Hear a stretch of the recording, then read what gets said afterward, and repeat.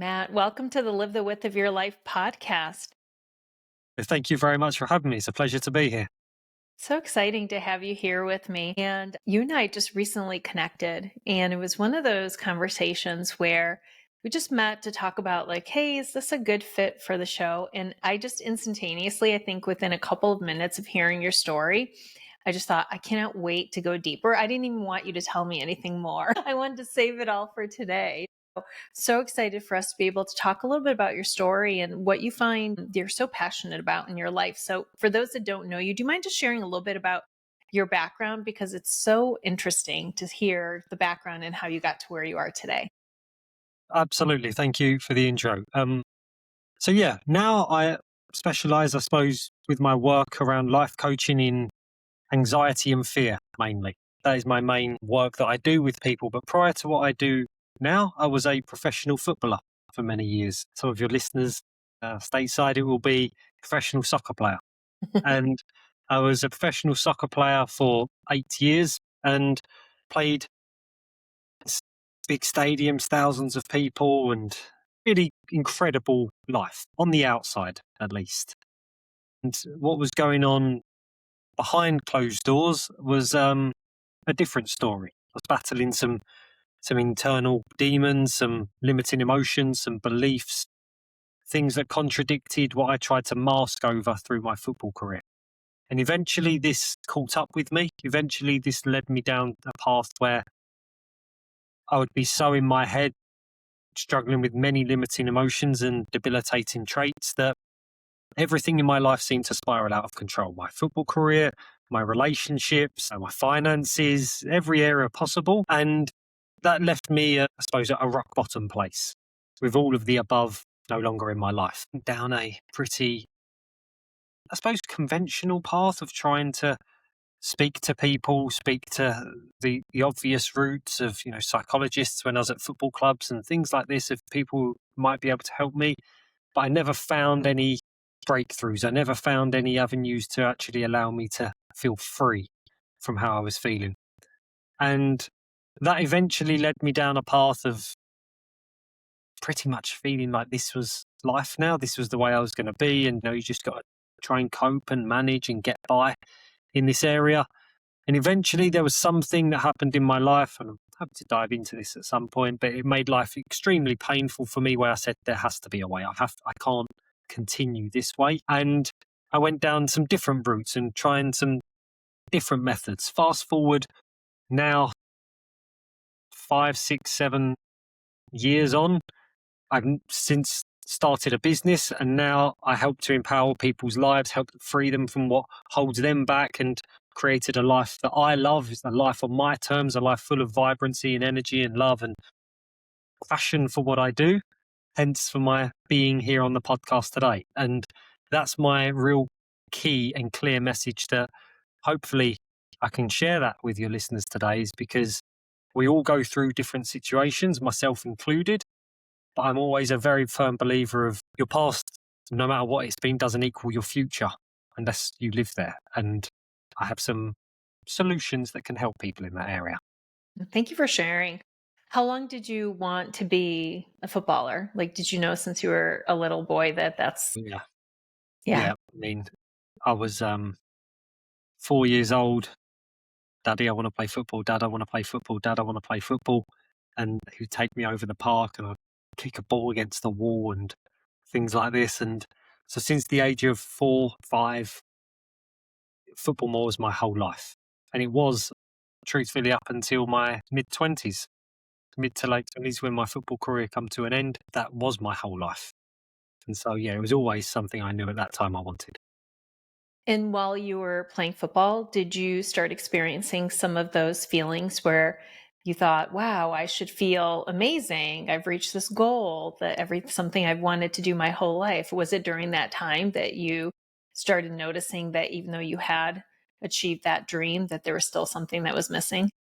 Absolutely. I talk about it with my clients now across my footballing life, if you want to call it that, between the age of, let's say, 5 till 26. I remember feeling proud of myself once when I was 18 and got my first professional football contract, Premier League football club in England. I remember I felt proud of myself once in that time. And even then, how long did that last? An hour and a half, maybe two? And then you're like, right, on to the next thing. And it was something where, and I speak about it a lot with people now, we're always chasing that next win, that next promotion, that next highlight reel, that next thing. And we often think, when I have that, then I will feel. And that was my whole football career. And it's pretty, I can talk about it quite candidly now, but it's pretty hollow because any superficial feeling of happiness or joy was always followed up with, yeah, but you can't rest there. Next thing.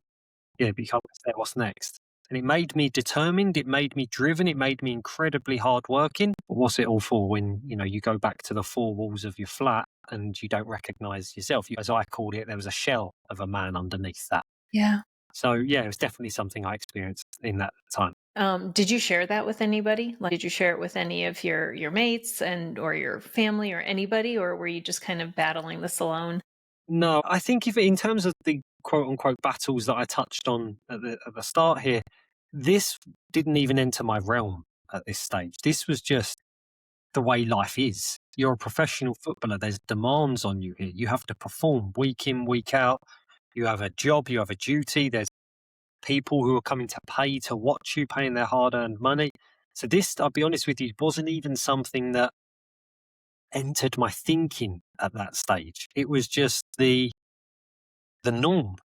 And Yeah. even when I work with athletes now, professional athletes and even everyday people, it's the norm for people. They don't even realize they're on what I call the treadmill of life, which is just churning, churning, churning every single day. And like that was pretty much me. You don't even recognize you're in that place because you just think that this is the norm. So it wasn't anything to share at that time because I didn't even recognize there was something to share. Isn't that interesting? We think it's the price of entry, or we think everyone's going through this, or like you said, there's a sense of responsibility maybe that you felt as a young person to perform, to do the right things. People were coming to see you, and you achieved your dream, you achieved your goal. So, did you choose to leave football, or did something happen that ended your career?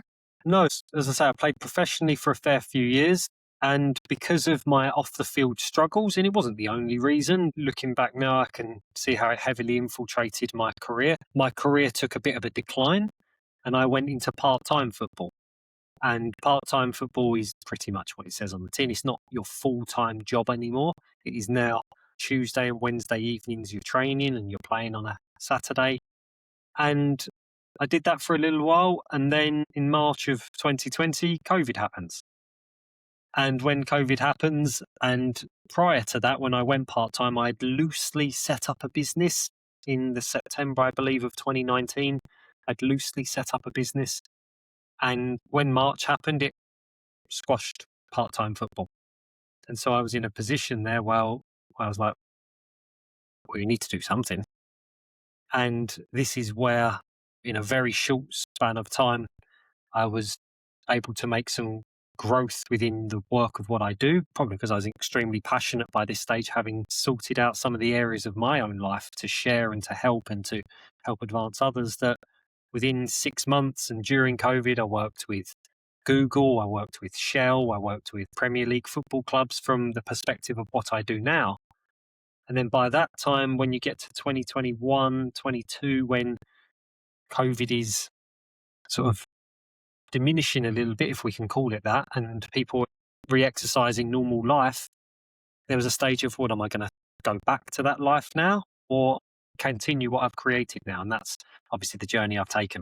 Yeah, I love that. So tell us a little bit about what you did to help yourself first with the doubts, the limiting beliefs, the things you were struggling with. And then when you had that idea, like, I think I might be able to help other people with this. Well, initially it was pain, and more pain that that drove me to that place. And I think that pain is not a great feeling. It's not a great emotion to be in. It's not a great state to sit in for a while. However, in hindsight, I think it can be one of the most beautiful moments when you can change that to use that to help elevate others. And for me, from a place of a lot of despair and worry and depressive thoughts and anxiety, and a place of where I was stuck, I knew things had to change. So I become, like I was with football, I become pretty obsessed with finding a solution for myself.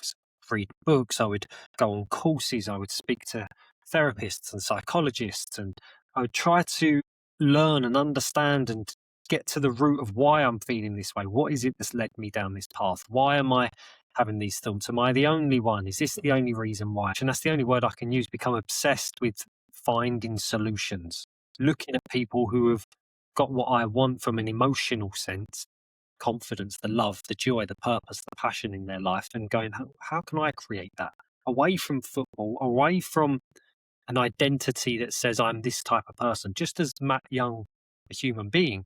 How can I feel that? How can I create that? And after a period of time of that, you start to piece together some options, you start to piece together some solutions for yourself. And then when you start to see them working in your life, the first thing I want to do is share that with others. Yeah. So the first thing you want to do is tell everyone. So initially, friends, look, friends, family, I can help in this way. If you're stuck with this, like, let me help. I'd love to help you.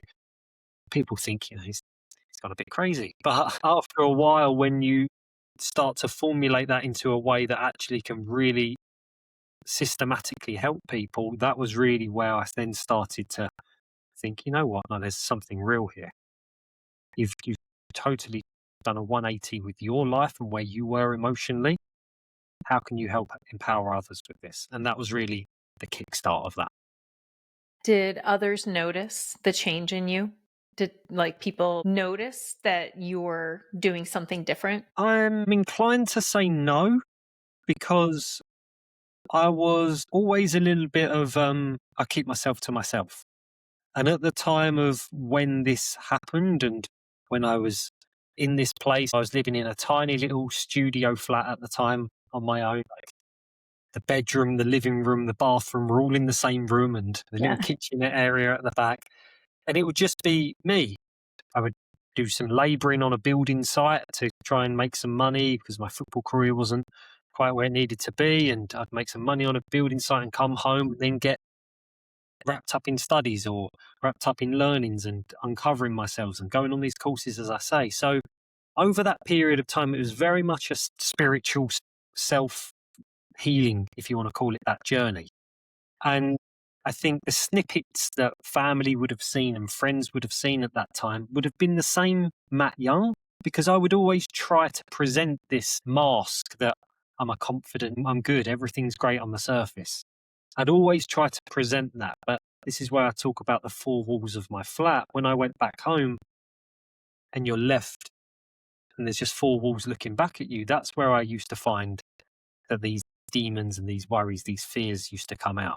And so, if anything, to answer your question a little bit more directly, I don't think people would have noticed much at that stage.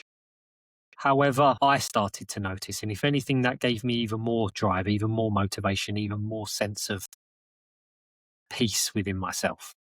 That would be the clear sort of disparity, I'd say. It's such a hero's journey that when we start to make changes and we start to notice that we have changed, that our identity has shifted, that we then want to help others, especially if you feel like it's tied to your purpose. And so now that you did that work, like how did you gain the confidence to reach out to some of these big companies? You said you work with Google and Shell and FIFA. Like, how did you say, I want to help you and your teams? I have something that I know can help other people. Well, one of the reasons why was because I learned from what not to do from myself. I think football for me, I loved football and I love everything about it, but it was such a great learning curve for me in hindsight of all the things not to do. Because I would never want to, in football, put myself out there too much that I could be judged. Or I'd never want to put myself in an environment where I could be shut down. So I wouldn't make that phone call. I wouldn't push for that meeting. I wouldn't make that call. I wouldn't go and speak to the manager. I wouldn't back myself in a certain situation. And now I understand why, because of things that, were a little bit deeper rooted at the time.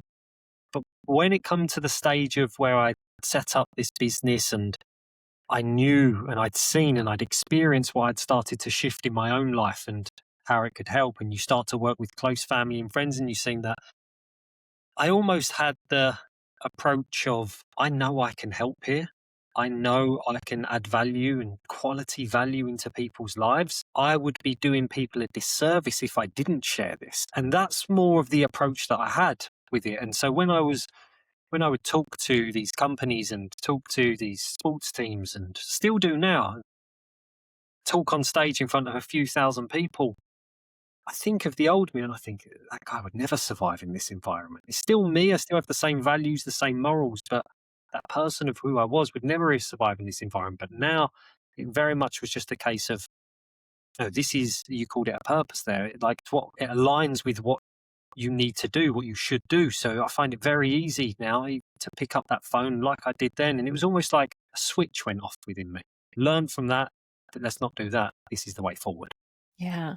I love that you said you started to focus in on helping others. And I know when I work with clients, especially if they have a fear of presenting or they might have a fear of putting themselves out there or judgment, I always say it's if we take the focus off of ourselves, which is usually when we're fearful of something, we're focusing on ourselves, how others will perceive us, what we're capable of doing. But when you take it and you put the focus on the other person, wanting to help, being so present, being engaged, sharing what we've learned, it shifts everything because it becomes about service. It becomes about connection. It becomes about tying what we've learned to a greater purpose.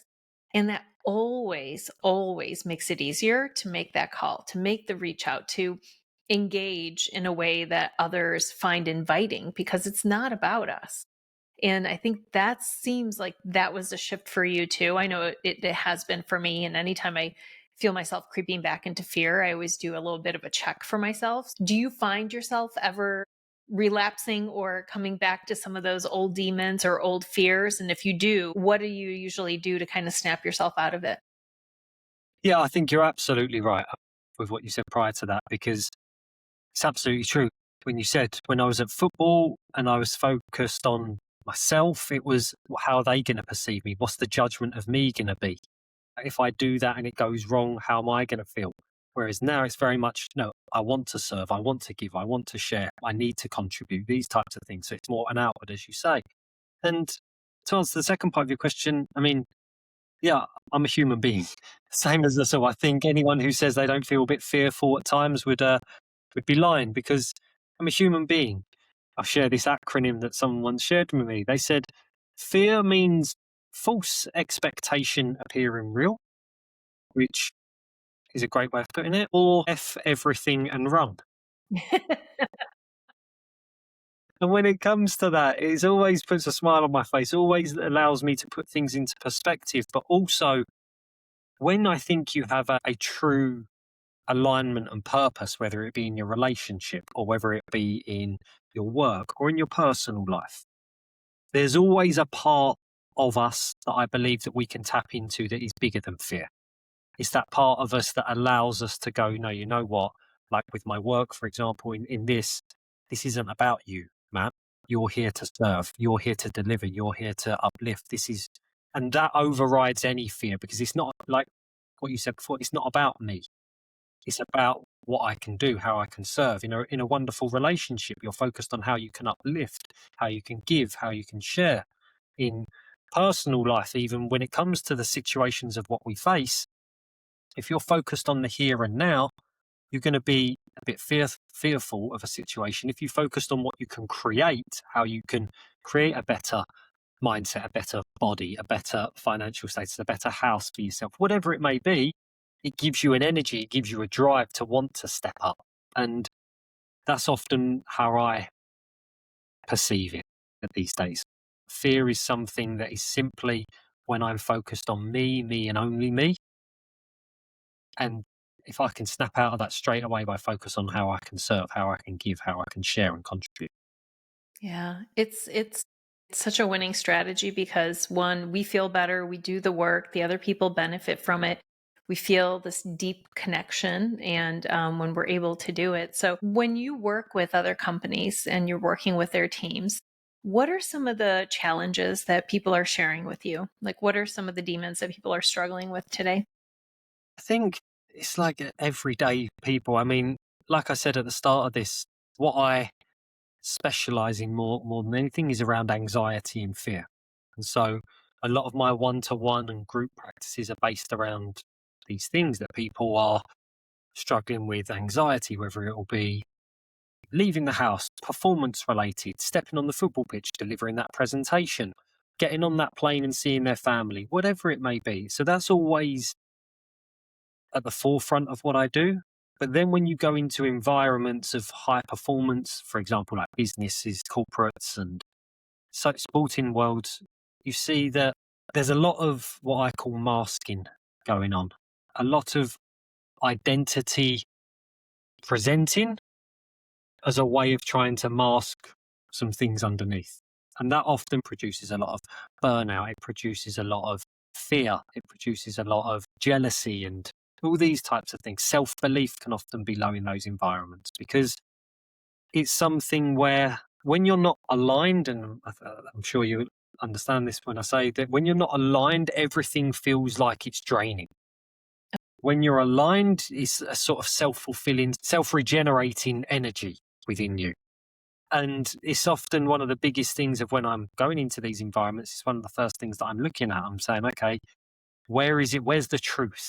What is the truth of what we need to do here? Where is it that I can help these group of people find more self belief? And it's never going to be, on the trading floor, as an example, because that's not my wheelhouse. What it's going to be in is in how are they connecting with themselves? How are they uplifting themselves away from what's their purpose for being here? Why? What's your drive? What's your day to day reasons? Because when you can align with that and then you apply it to that vehicle, that's where you have your limitless pull.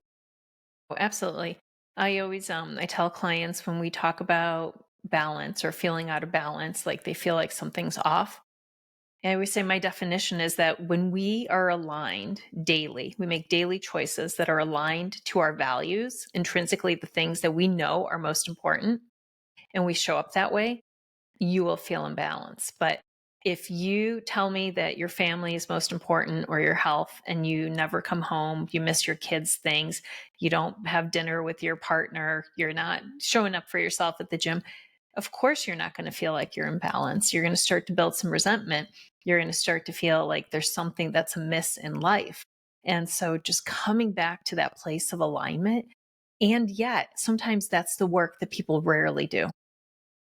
Absolutely. And I think it's so spot on because that comes back to where I talk about the treadmill of life that people are on, churning it out, churning it out, churning it out, almost what I call unconsciously living. Because what truly matters is exactly like what you said there. If that's spending time with family, focusing on your health, forging important relationships. But we give like what, 10%, 5% of our week to that, Yeah, and we give that's crap. 90%, and we give 90% of our week to these things that will just, I don't know, I just that's what I do, and we wonder why there's an epidemic of worry and fear and depression and these types of things. It's because, as you touched on absolutely perfectly, people are not aligned in the truths of what really matter. And there's always a great, you might have heard of it, always the great parable of the Chinese fisherman. Have Tell you it heard? again. Yeah, tell it, share it. Yeah, where the Chinese is fisherman, where he's out every morning, and there's an American businessman who's watching him for a couple of mornings, and he sees him. He goes out about 9 a.m., catches some fish, brings them in 12 o'clock, reels his line in, takes them home, sells his fish to the local fish market, goes home. One day, the American businessman goes to him and says, "If you stayed a little bit longer, you could you could make a little bit more money." And the Chinese fisherman says, "No, no, no, I'm happy doing what I'm doing." Really? He's like, "Yeah, I finish at 12 o'clock. I go home, I spend time with my wife, I spend time with my family. That's perfect." And the American businessman says, "No, but you can make more money." And the fisherman says, "And what will that do?" He goes, "Well, if you work longer, you earn more money, then you can grow a bigger business." And the fisherman says, "And what will that do?" And he goes, well, when you grow a bigger business, you can employ more people and make even more money. And the fisherman says, and what will that do? And he's like, because when you make even more money, then you can expand and take it intercontinental, and you can take it across, and you can even bring it to America, the land of opportunity. And he said, and what will that do?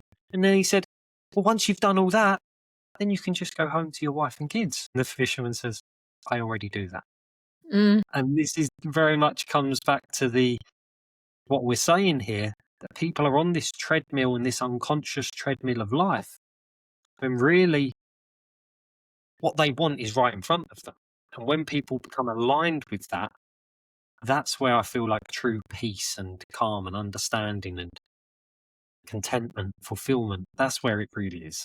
So I always like that story, because sometimes I think, especially in the Western world, myself included, we can all get caught up in times like, need to make more money, need to be in this type of shape, need to do this, need to go to this level, need to be better, be better, be better. It's like, okay, but what's that all for? Yeah. Because most of the times, everything that we want is right there in front of us. You told the story so beautifully. Like, it's actually, I feel emotional thinking about it because it requires us to slow down, to reflect, to ask ourselves, like that fisherman, he knew what was most important: going home, having enough to probably take care of their needs, but spending time with his wife and with his children. And yet, I think that in the Western world, so many of us from the youngest of ages, we have this path that's sort of just indoctrinated. It's just assumed this is the path that you will take, and you will do it until you reach 67 or whatever the age of retirement. And then you hope and pray for a few healthy years to enjoy.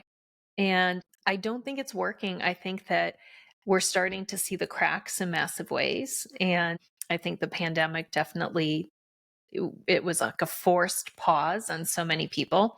It's almost like the autopilot life that we were living suddenly derailed, and people were asking themselves much bigger, deeper questions and making assumptions and choosing simplicity over excess. And so the work that you do, the work that I do, is so important because we hold a mirror to people. We ask those deep questions. So what are some of the things that you do with your clients as you're working with them to help them to really get to that place where they can answer for themselves? What does a well-lived life look like for me? What's a life with no regrets look like for me? I think you're absolutely spot on. And just to touch on like what you said about COVID there, I think that's absolutely on the money with it, because like I said earlier, that I think pain when you're in it is not a great place to be. In introspection after it's done and hindsight, it can often breed the most beautiful flowers, because one thing that COVID did do is it made people slow down. It made people jump off that treadmill of life and have to look at things in a different way. Don't get me wrong, it wasn't always plain sailing. There was obviously things where people struggled in that area. Spending maybe an hour at home of an evening at most, people were spending 23 hours a day at home now. And their minds are so conditioned to go, go, go, go, go. People struggled with that side of it. Yeah. So I always think that's a wonderful sort of way that people can reframe that period in our lives. But when it comes to what I do now, one of the key things that I'm always driven to help my clients understand is, and I don't want this to get lost, is but what's their truth? And what I mean by their truth is, people present limiting emotions: anxiety, fear, worry, doubt, stress, overwhelm, and depressions. They present these limiting emotions, but it's not who we are. It's not who they are. And it's not because I'm judge and juror, or I'm, the one in control of that, but they wouldn't be listening to a podcast like this, or they wouldn't be engaging with us, with our client work, if that was truly who they believe they are. And so a big part of what I like to do is help them through the ways that obviously I know, to strip those back, to help them move past those limiting emotions, and then say, right, where's your North Star? Where's your truth? What's real to you? Because from that place, then we can create a life essentially that's on your terms. Whatever that looks like is for that person to design, and I can help them design it.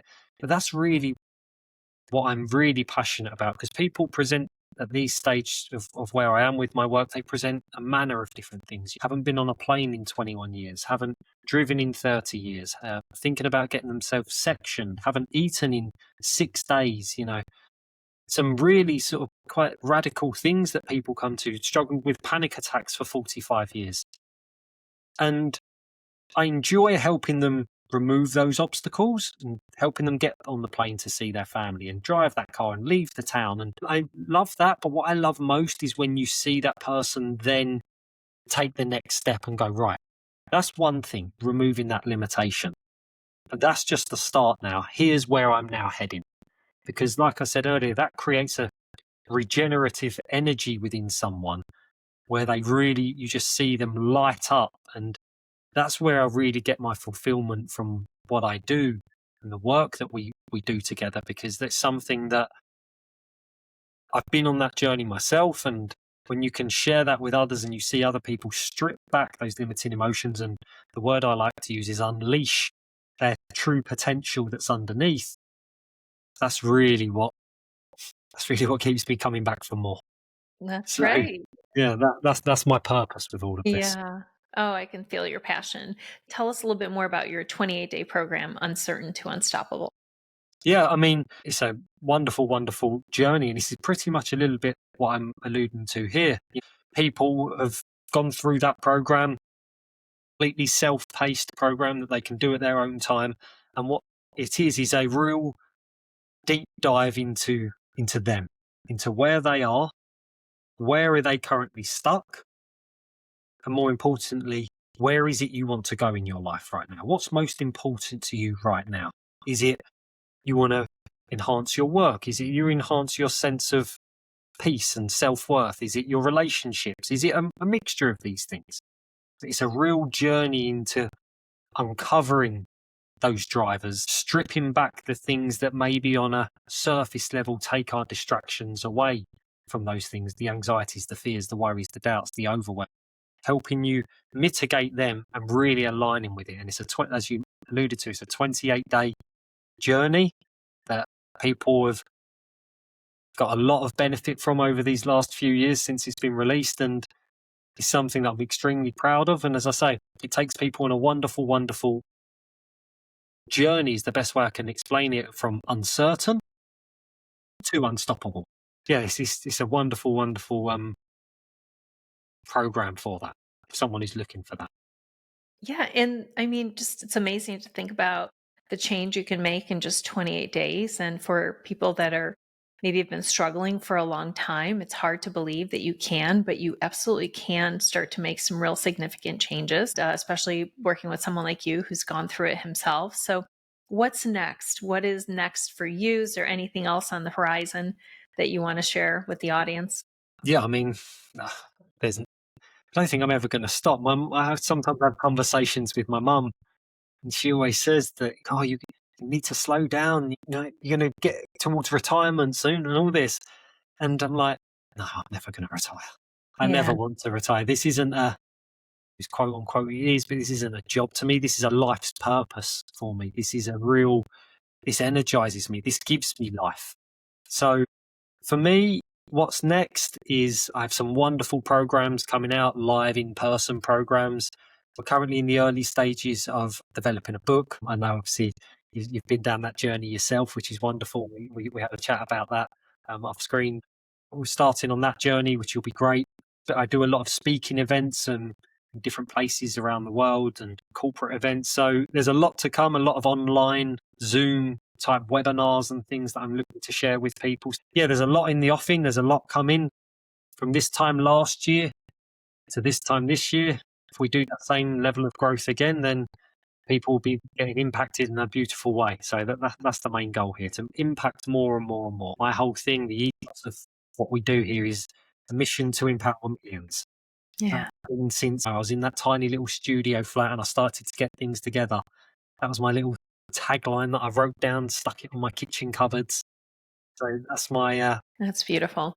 I have no doubt you'll achieve all that and more because you do it from a place of service, which is always, always going to be bring more abundance, more blessings.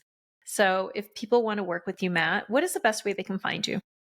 Yeah, thank you. Naturally on social media, whether it's Instagram, generally people's location of choice. My tag, the way people can find me, that is Matt Young LC, MattyYoung with the letter L, the letter C, and you can find more about my work and what I do there, or via my website www.mattyounglc.com, and you can find a lot about my programs and my work and people I've worked with, and read some wonderful stories around that area. And they're generally the two core ways that people can reach out, find out a little bit more, understand what we do. Obviously, naturally, we're on YouTube as well, but it's all under the same tag. So they'll be the core areas where people can find us. I love it. We'll include all those links.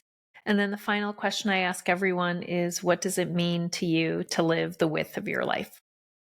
I loved this when I read it, because to live the width of my life, I really thought, and even now, I'm really trying to think about the right way that I would answer that. But without being too, I suppose the word is morbid with this, living the width of my life, the way that I approach most situations now is hopefully this is conveyed in a lovely sense, that tomorrow's not promised for anyone. Tomorrow's not promised for anyone. And I think it's easy to say, live every day like it's your last. It's another thing to truly try and live that way. And I'm not perfect in that, but that's always my strive. That's always my goal. That to live the width of my life is to give what I can in the moments I've got, whether that's a one-to-one session with a client, whether that's sitting here on this podcast with yourself, whether that's spending time with my wife later on over dinner. I really try as much as I can. As I say, I'm still on my own journey. I'm still learning myself all the time, but to live the width of my life is to give what I have in those moments, because I know that as a byproduct of that, I'm going to feel all the emotions that I crave as well, the love, the care, depth, the connection. I'm going to feel that within myself when I give from that place. And so to live that and live the width of that is truly my striving every day. So that would be my main goal. I love it. My definition is very similar. Matt, thank you for being such a bright light in this world. Thank you for the work that you do. And I do have to ask for my dad, what teams did you, or clubs as you guys call them, what did you play for? I have to ask. He watches, that's his church on Sundays, is watching English Premier football. Good on him. Good on him. He's got his priorities straight. I like to hear it. So I played for a club called Southampton Football Club, which just dropped down out of the Premier League. But if your dad's an avid follower, they was there for the last couple of seasons in the Premier League. I played for a team called Sheffield Wednesday, who were in the second division down as well. A team called Carlisle United, which again are a fair few below that as well. And then a few other clubs in and around the few steps down, played for Woking, Kidderminster, and a few part-time teams as well. So they were the core teams of where I applied my trade over a period of time, and then stepped foot into a few part-time teams as well. I wonder what you think of Ted Lasso. My wife and I were hooked on that.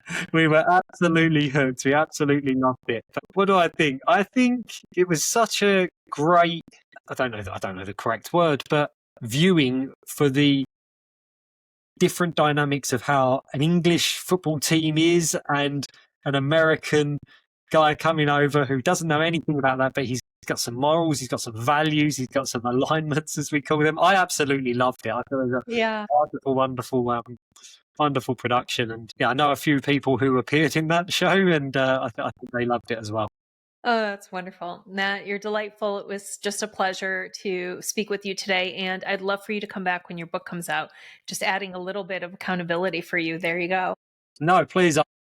And as I say, thank you very much for having me, because I'm happy to obviously share that. You come across your podcast and I listened to an episode, then I listened to two, and I was like, really enjoy this. Hence why we're here today. So thank you very much for having me on, and I really appreciate that also. And I'll be back for the book, don't worry. There you go. Thank you so much. Cheers.